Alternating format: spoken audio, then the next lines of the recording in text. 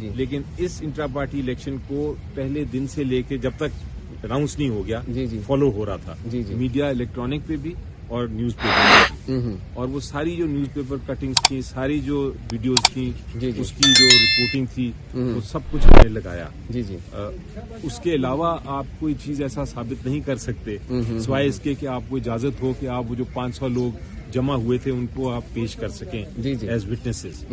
تو ایشو یہ نہیں ہے کہ الیکشن ہوا کہ نہیں، الیکشن تو ہوا تھا. جی جی سب سے ضروری چیز یہ ہے کہ الیکشن کمیشن آف پاکستان نے خود مانا جی کہ الیکشن ہوا تھا. جی جی یہ تو سپریم کورٹ نے آ کے کہا نا کہ الیکشن نہیں ہوا.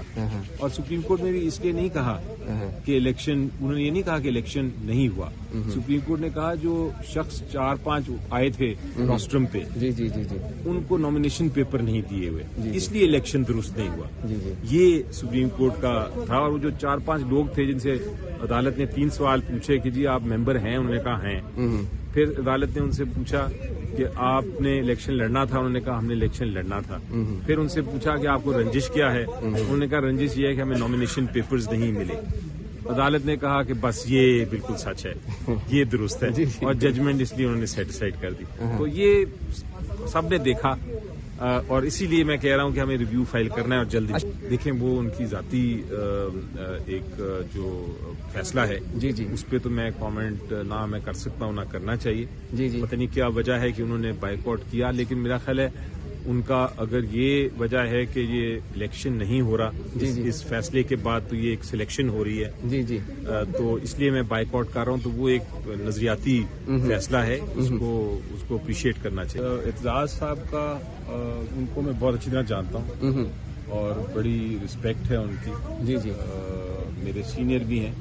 ان کا تھرو آؤٹ جب بھی میں ملا ہوں اور پبلک میں بھی انہوں نے ہمیشہ ہی کہا ہے کہ میں پیپلز پارٹی کا ہوں. جی جی اور وہ انہوں نے شروعات ہی اپنے سیاسی جو مین کیریئر جو ان کا شروع ہوا وہ پیپل پارٹی سے ہی تھا.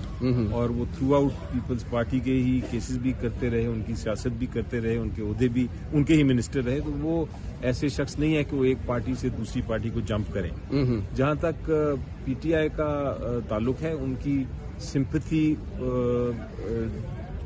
بالکل قانونی طور پہ پی ٹی آئی کے ساتھ ہے، کیونکہ جب وہ ناانصافی دیکھ رہے ہیں کسی کے ساتھ ہوتے ہوئی، جی جی تو وہ انصاف کی سائڈ پہ کھڑے ہیں. جس طرح میں یقین کرتا ہوں کہ میں اس وقت حق کی بات کر رہا ہوں، جی جی انصاف کی بات کر رہا ہوں، اور وہی مجھے ہمت دیتی ہے کہ میں اس طرح کے سارے کیسز لڑتا رہا ہوں. صحیح. تو اسی طرح وہ بھی حق کی بات کر رہے تھے. تو اگر وہ پی ٹی آئی کے حق میں ہے وہ حق کی بات، تو پھر وہ بالکل کرنی چاہیے، ہر ایک کو کرنی چاہیے. میں تو کہتا ہوں جو بھی پولیٹیکل پارٹی کے آپ ہوں رکن، آپ کو ایک لیول آتا ہے جہاں پرنسپل کی بات ہوتی ہے، اور پرنسپل کی بات پہ پھر آپ کو موقف پرنسپل والا لینا چاہیے، حق والا لینا چاہیے. وہ آپ پھر بالا تر ہو جاتے ہیں سیاسی جماعت سے.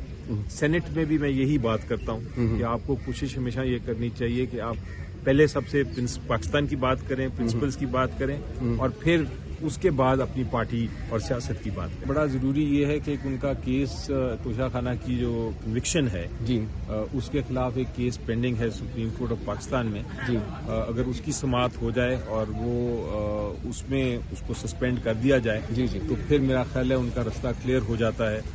وہ الیکشن میں بھی حصہ لے سکیں گے اور وہ باہر بھی آ جائیں گے انشاءاللہ.